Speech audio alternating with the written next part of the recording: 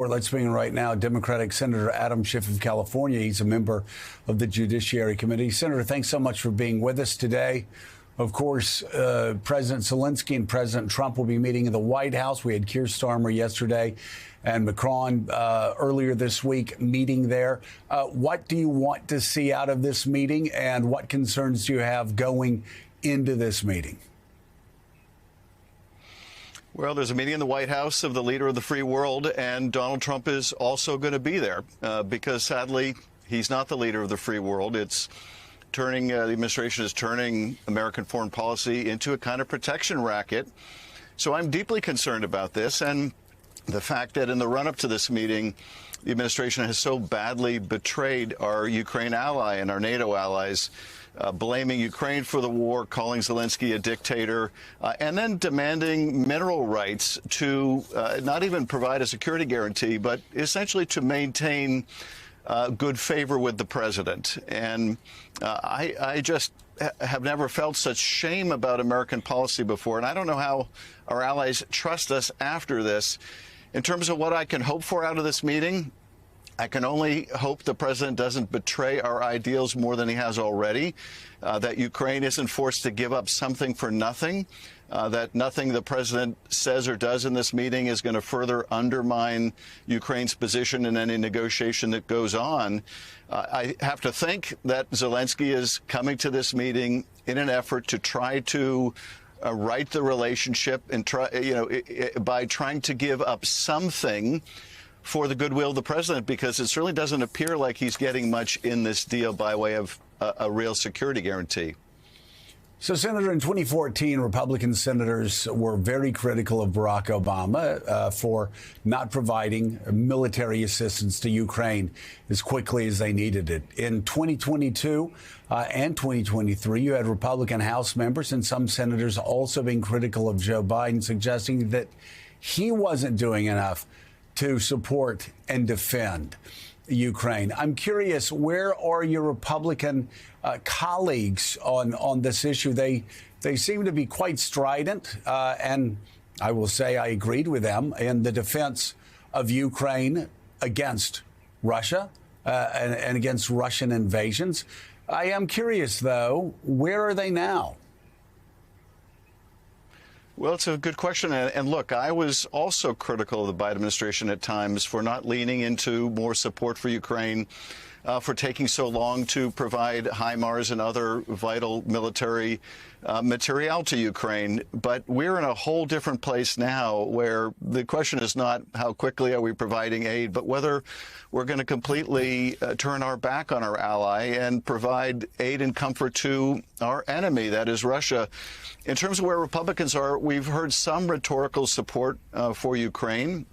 But Ruben Gallego and I took to the Senate floor yesterday on a resolution to condemn the opposition to the UN resolution that would have supported Ukraine and that passed without our support. And the Republicans objected to it coming up. Not a single Republican would support it. Now, if the administration is going to give up the mantle of leader of the free world, it doesn't mean that America has to. The U.S. Senate and the House of Representatives could step up into the void and express a view that is consistent with our role in supporting democracy around the world. That is not happening because they don't want, as yet, to contradict this president. But this can't go on, not if we have any hope, frankly, of maintaining any trust with our allies. Yeah, Jonathan Lemire, you know, what the senator's talking about is actually what happened in the first Trump term, where you had Donald Trump, whether it was at the Helsinki press conference where you asked a question that obviously shocked a lot of the free world. The answer to that question shocked the free world. Your question was rather straightforward.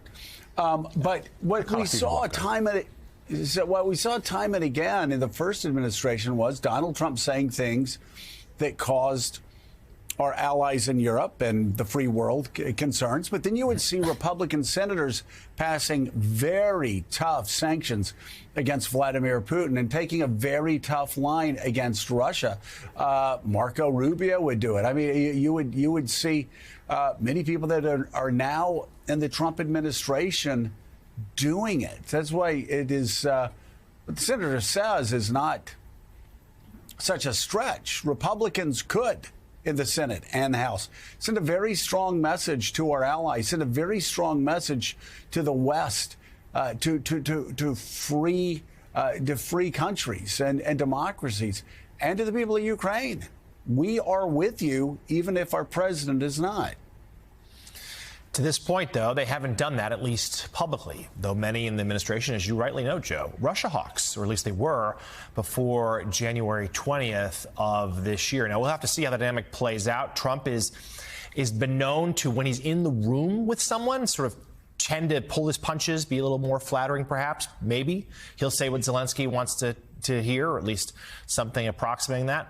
But we'll have to see, because his personal, frankly, dislike of Zelensky has been obvious for years now. We'll see how today goes. There is this agreement that appears to be close. We'll bring the finishing touches on it today. We, of course, will keep you posted. But, Senator, let's turn to some domestic issues now, and particularly the work of Elon Musk and Doge. There have been a couple of federal judicial rulings that have put the brakes on some of what he's trying to do.